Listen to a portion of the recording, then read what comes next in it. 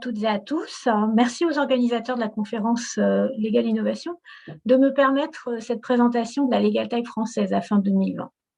Alors, c'est un panorama que je vais vous partager et que j'ai évidemment légèrement revu puisqu'il était initialement prévu de vous en parler en octobre dernier. Et assurément, avec la pandémie et notamment avec les épisodes de reconfinement en France, on a continué d'observer sur 2020, sur fin 2020, des accélérations, voire à l'inverse, un ralentissement de certaines tendances observées sur ce marché depuis son émergence il y a maintenant quelques années. Contrairement à un article qui est paru tout récemment dans la presse quotidienne française, en l'occurrence Les Échos, et sur lequel j'aimerais démarrer, c'est un marché qui est extrêmement dynamique à mon sens, parce que l'article faisait valoir que la Legal Tech n'existait pas en France. Bon, au-delà de la provocation, il y a une part de vérité parce que de fait, il s'agit d'innovation et c'est une dynamique qui est nécessairement traversée d'injonctions contradictoires. C'est un processus qui est mouvementé, c'est un processus qui se questionne et qui réinvente avant tout les usages et les positionnements, les postures professionnelles des uns et des autres. Au-delà du fait qu'évidemment ça révolutionne l'accès au droit, la façon dont on va consommer ce droit dans un proche avenir et la façon dont il va opérer sur la société, sur les interactions économiques. Alors je vous propose de dresser ce panorama en 3 temps. Donc une première étape, un premier temps, pardon, où il va s'agir de peut-être s'intéresser à la façon dont ce marché s'est concentré depuis environ 2 ans sur certains segments en fait, sur certains services après qu'il a brassé comme partout ailleurs, s'agissant de Legal Tech, un large éventail de services et de dématérialisation de processus juridiques. Donc en 2021, on a clairement effectivement une concentration sur certaines propositions de valeur et qui visiblement sont partis pour l'emporter sur d'autres, donc à voir dans un an, en termes d'adhésion de marché et puis d'adéquation en fait avec des besoins réels. Un autre temps sera l'occasion de partager quelques données conjoncturelles qui rendent compte du dynamisme que j'ai évoqué, mais aussi peut-être de revenir sur des aspects plus structurels à propos de ce mouvement Legal Tech en France, qui, à mon sens, lui sont spécifiques par rapport peut-être à d'autres pays, d'autres juridictions, et aussi par rapport à d'autres secteurs en fait, de l'économie de l'innovation. Et enfin, pour terminer, je m'avance à poser quelques caractéristiques en fait sur cette période récente qui, pour moi, vont vraiment dans le sens d'une certaine maturité et qui vont donc à l'encontre de ce que ce récent article relevait. Je vous le mettrai en lien en fin de présentation.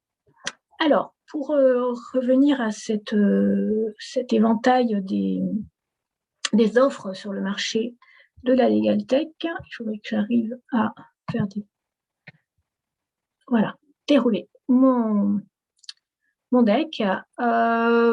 C'est sans doute une cartographie que vous avez déjà vue, qui a 3 ans maintenant et qui est régulièrement est publié par Madines en partenariat avec Wolters Kluwer et qui s'intéresse à la façon dont les legal tech se comportent et évoluent en termes capitalistiques. Donc, il est question de levée de fonds et de valorisation. Évidemment qu'il est question aussi de s'intéresser à leurs propositions de valeur.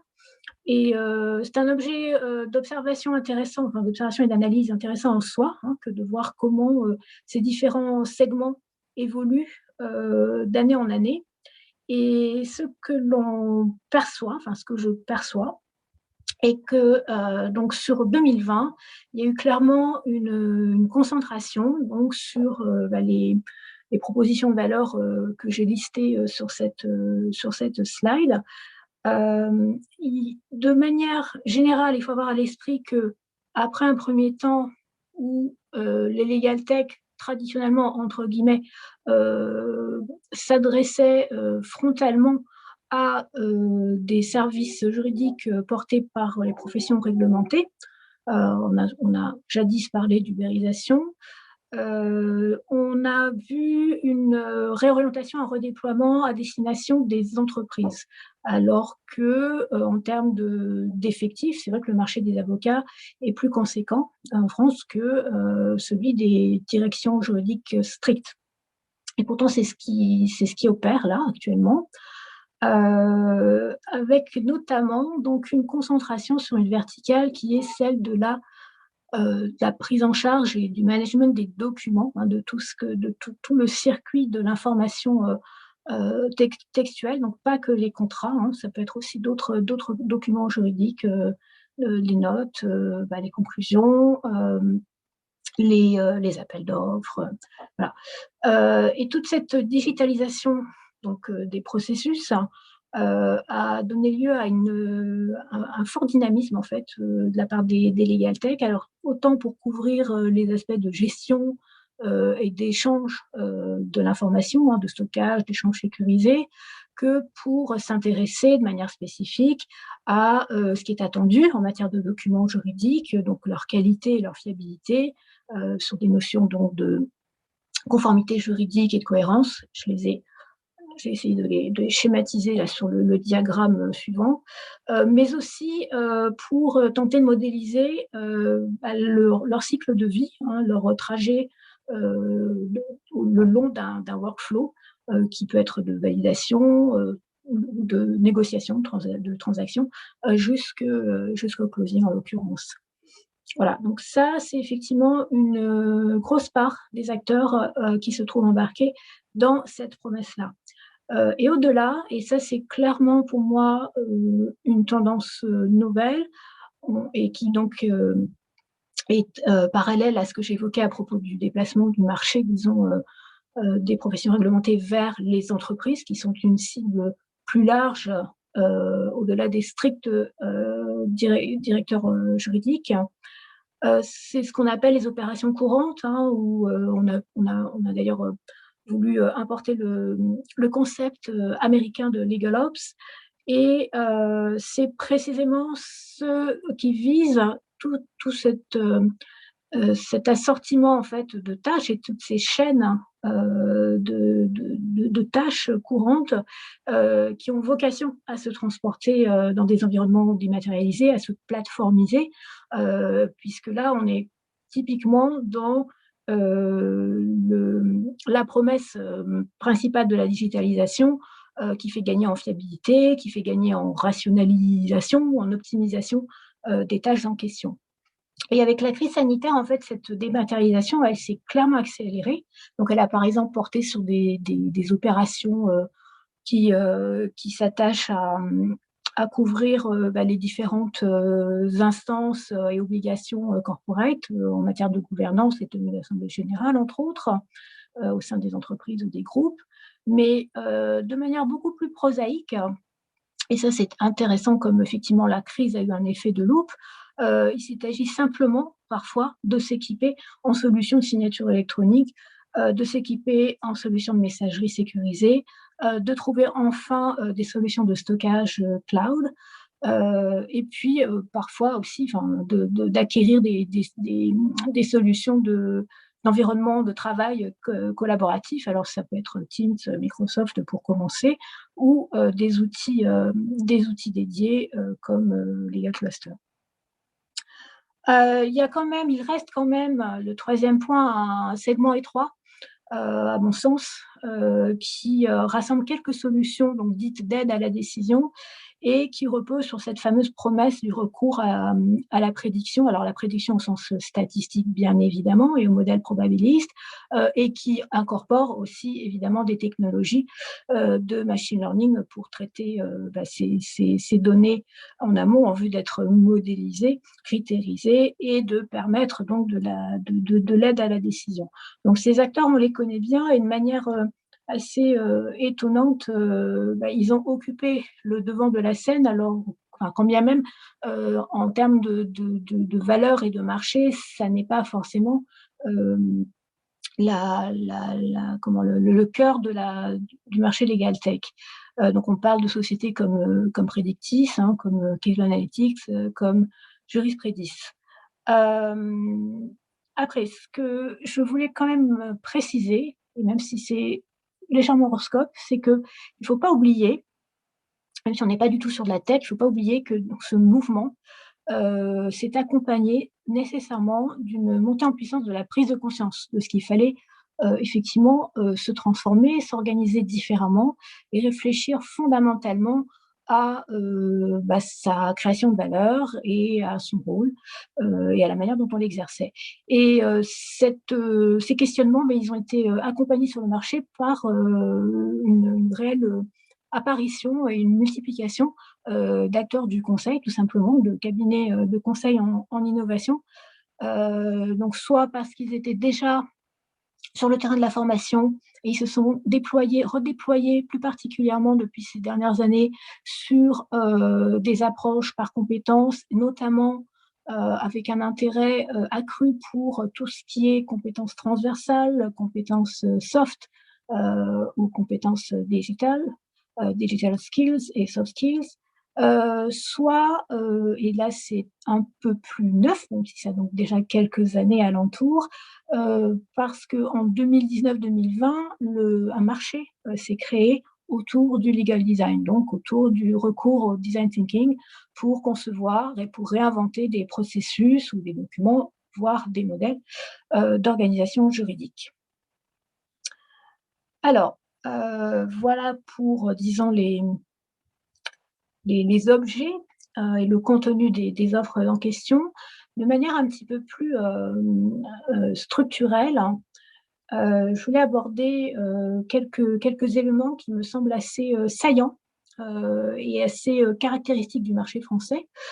Alors évidemment que on aurait tendance à assimiler la vivacité de ce marché legal tech à, à celle des acteurs, enfin de la réunion des acteurs que sont les startups, et qui se réclament de cette segmentation, hein, legal tech et reg tech, et qui est donc une approche qui est propre à celle de l'économie de l'innovation. Donc c'est évidemment un prisme qui est indispensable, hein, pour prendre la température du marché, mais évidemment ça n'est pas exclusif d'autres approches, d'autres éléments qu'il faut prendre en compte, qu'il faut embrasser, et qui se conjuguent à ces initiatives des startups et qui participent donc collectivement de cette transformation radicale du droit. Les startups, donc si on veut s'intéresser enfin, de manière factuelle à leur essor, c'est vrai qu'en 2020, bon, hormis des levées pour lesquelles les discussions avaient été entamées il y a plusieurs mois, il y a eu un vrai ralentissement. Il y a eu un vrai ralentissement. Les fonds d'investissement, donc aussi bien capital risque que corporate, il y en a quelques-uns, ont figé leurs décisions. Et donc il y a eu quelques levées, mais c'est anecdotique par rapport aux années précédentes. Et il faut avoir à l'esprit que dans le même temps, malgré la crise et peut-être grâce à la crise aussi, le troisième trimestre 2020, au global, a constitué un record. Après le quatrième trimestre 2018. Alors, un record en volume mondial, hein, d'investissement dans l'économie de l'innovation. Je vous mettrai les références en fin de présentation. Alors, sans surprise, ces records, ils se sont concentrés sur des secteurs comme la food tech, la santé, la green tech, la sécurité aussi, hein, tout simplement. Le retour aux fondamentaux, il passe aussi par la sécurité, les réseaux, l'équipement. Et tout ce qui est effectivement aux propositions de valeur sur du service avec, qui inclut une forte acculturation préalable, s'est trouvé ralenti. Donc la legal tech est concernée. Plus précisément, en 2019, en France, 52 millions d'euros ont été levés par les legal tech françaises versus 4,5 milliards pour l'ensemble des startups françaises. Et en 2019, en 2020 également, ça se confirme, il s'agit de startups donc déjà anciennes, hein. On est sur des premiers tours de table qui ont déjà levé en seed une première fois ou qui se sont lancés sur des fonds propres. Et les volumes sont assez faibles. Donc, par exemple, dans cette dynamique, en octobre 2020, Legavision, qui a été créé en 2015, a levé 3 millions d'euros. Donc, et à chaque fois, c'est une toute petite poignée d'acteurs, hein, qui raflent la mise, hein. C'est des moteurs de recherche, donc par exemple l'incontournable Doctrine, et puis ce sont des acteurs emblématiques de la Legal Tech, qui sont sur du B2C ou qui sont sur du B2 SME, donc qui adressent plutôt des cibles très très larges en volume. Et ça reste une niche, donc rapportée à l'économie de l'innovation dans son ensemble. C'est faible aussi en termes de levée, enfin comparé à d'autres levées. Par exemple, pour le paiement ou pour l'e-commerce, on a la startup Miracle, qui est une société qui vend de la marketplace, enfin des solutions clés en main en fait, du marketplace, et qui a levé 220 millions d'euros en septembre 2020. Il y a par exemple Insect, qui a fait récemment parler d'elle, parce elle a reçu le soutien très médiatisé d'un acteur américain connu, qui avait démarré un tour de table en février 2020 avec un objectif de 125 millions d'euros, et qui a bouclé son financement en octobre à 325 millions de dollars, pardon, donc 125 millions de dollars, comme en objectif, 325 millions de dollars à l'arrivée. Voilà, donc comme je l'ai dit, évidemment que l'écosystème de l'innovation juridique n'égale pas le strict écosystème des startups de la Legal Tech française.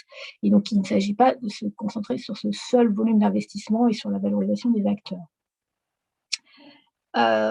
C'est peut-être une banalité de dire que du fait de l'objet, hein, le droit, c'est un écosystème qui est singulier parce qu'il est constitué nativement d'acteurs autant publics que privés et puis d'instances représentatives.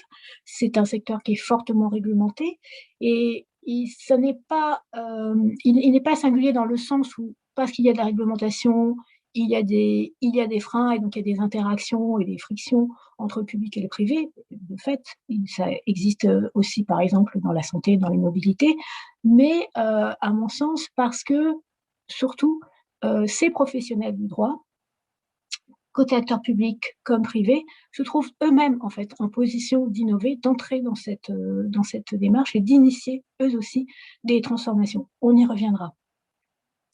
Il ne faut pas oublier qu'en France aussi, on a affaire à une économie de l'innovation qui est très soutenue, hein, très, très encouragée par la puissance publique.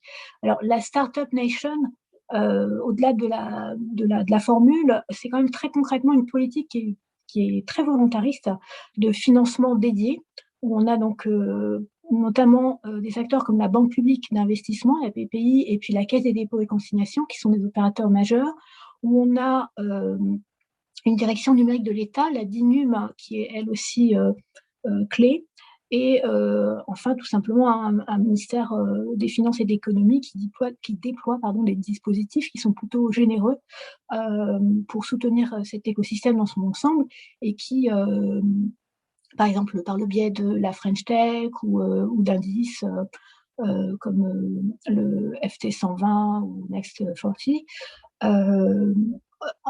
affiche son soutien et sa volonté d'encourager particulièrement cette tranche-là des acteurs économiques. Sans parler donc évidemment de la période de la crise sanitaire où les prêts garantis par l'État français sont un dispositif auquel les startups ont particulièrement recouru. En face, on a aussi des initiatives, hein, telles celle de France Digital, qui est un regroupement de startups, quasi l'ensemble des startups françaises, et qui a constitué un collège d'acteurs Legal Tech, donc il y a un peu moins de 40 entreprises. On a aussi, par exemple, un événement comme le village de la Legal Tech, qui en est à sa 5e édition, qui a été reportée en 2020, qui se tiendra prochainement, à la fin de l'année 2021, et donc qui est désormais intitulé le rendez-vous de la transformation du droit, donc qui est organisé par le village de la justice et Open Law. Événement qui lui aussi fédère une très large communauté représentative de cet écosystème, et donc qui inclut autant les acteurs publics que des acteurs privés ou associatifs. Donc une forte mobilisation et une présence proactive de l'État, mais aussi parce que l'État est lui-même très offensif en fait dans sa propre stratégie de modernisation et d'innovation.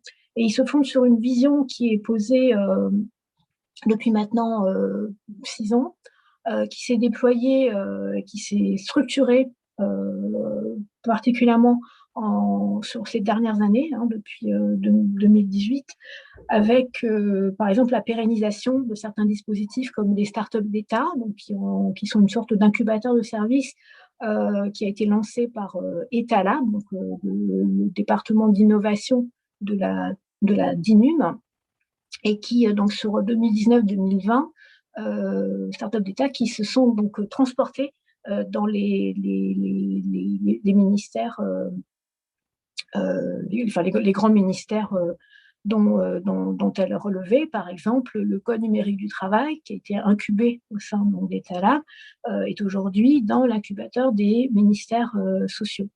Et globalement, toute cette organisation en fait, de l'innovation publique donne de bons résultats, et les initiatives sont pour beaucoup au niveau des bonnes pratiques de tout ce qui se fait en matière de digital, alors tant du point de vue de l'expérience utilisateur, des plateformes, de leur conception, que de l'algorithmique qui est embarqué.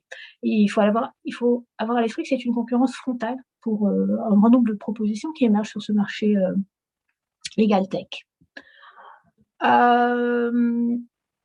Mon dernier point, qui est donc de vous proposer de manière très, très synthétique quelques caractéristiques de ce marché par rapport à d'autres en 2020, c'est d'une part effectivement d'acter qu'il y a beaucoup moins de solutions amateurs ou opportunistes, disons, en 2020 par rapport à 2016, que clairement la crise sanitaire a eu un effet de reality check pour ce secteur, et d'une certaine façon il l'a assaini, il l'a structuré.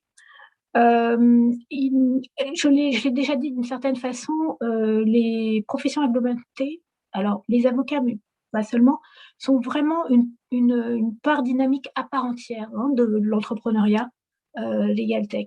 Il y a eu évidemment qu'il y a eu une période de sidération, de rejet, mais maintenant ils sont vraiment proactifs, ils inventent, ils cherchent des moyens de s'allier avec des acteurs tech ou de s'approprier des démarches fondées sur de la technologie, malgré les freins déontologiques, malgré les freins réglementaires, ce qui explique effectivement que ce soit très agité encore en ce moment.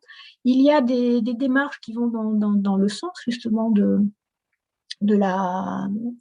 Alors, l'assainissement, c'est peut-être un grand mot, mais en tout cas, qui vise à rendre le plus efficace et le plus sain possible ce jeu, en fait, de la concurrence avec ces nouveaux entrants sur le marché. Il y a des chartes, par exemple, qui ont été initiées par des associations comme Open Law avec l'ADIGE, mais cette année, enfin l'année dernière, il y a le CNV tout simplement qui a proposé une charte des Legal Tech. Et puis il y a surtout, à mon sens, et c'est ça qui, je pense, est assuré de transformer durablement et profondément le paysage, et des aventures entrepreneuriales individuelles. Donc plutôt la base, disons, ces professions réglementées, et qui, elles, vraiment contribuent à faire bouger les mentalités et les lignes au niveau institutionnel, donc du côté de la chancellerie, et au niveau des barreaux et des ordres. Donc, lesquels ordres ne sont pas en reste, puisque, comme on le sait, ils ont assez tôt, dès 2015, du côté du barreau de Paris, Ils ont initié des initiatives de type incubateur ou concours d'innovation. Les huissiers aussi ont fait de même avec une plateforme de POC, hein, enfin pour éprouver de nouveaux concepts. Les experts comptables ont testé un autre modèle avec une forme un store qui abritait des services tiers. Voilà. Mais au global, ce que je perçois, moi, c'est que l'innovation vient plutôt de la base. Un autre élément intéressant, c'est de voir aussi que la maturité, elle passe par effectivement une plus grande une professionnalisation, à l'évidence, hein, des solutions qui arrivent sur le marché. Il y a une réelle industrialisation et il y a aussi peut-être un biais à relever, enfin, je sais pas un bémol, mais un biais à avoir à l'esprit, qui est que les éditeurs juridiques pèsent particulièrement dans ce paysage. Ils ont, c'est historique, ils pèsent dans l'industrie du droit puisqu'ils sont de longue date des acteurs de la diffusion du droit et donc ils se trouvent d'une certaine façon parfois se représenter dans les forces en présence, par exemple dans les débats en cours autour de l'open data, des décisions de justice en France, hein, ou par exemple de manière beaucoup plus factuelle, objective, pardon. Là, on n'est pas en France, mais aux États-Unis, dans les concentrations. Les rachats récents sont le fait, la plupart du temps, de Thomson Reuters ou de Relax, donc Elsevier. Donc ça, il faut l'avoir à l'esprit et on pressent que, de toute façon, c'est une façon pour ces acteurs-là de se transformer, d'opérer eux-mêmes leur évolution. Mais contrairement à d'autres, je ne pense pas qu'il y ait une précipitation des concentrations. J'ai le sentiment qu'il y a des propositions de valeur qui, de toute façon, n'ont pas vocation à être adressées par cette typologie, cette catégorie d'acteurs. Enfin, pour revenir sur cette idée de la concentration, alors non pas en termes de société et de capitaux, il y a clairement quand même un mouvement de concentration sur des verticales. Les Legaltech ont souvent, depuis 2 ans, des stratégies de développement autour le long d'une verticale qui sont très fines. Donc, elle vise à bien couvrir un cas d'usage, un segment bien défini du marché. Et n'hésite pas pour cela à recourir à de l'intégration avec d'autres solutions. Donc, évidemment, par exemple, aujourd'hui, pour intégrer dans un workflow transactionnel au moment du closing de la signature électronique, on ne va pas tout réinventer et on va plutôt s'interfacer avec des solutions déjà mûres et éprouvées sur le marché.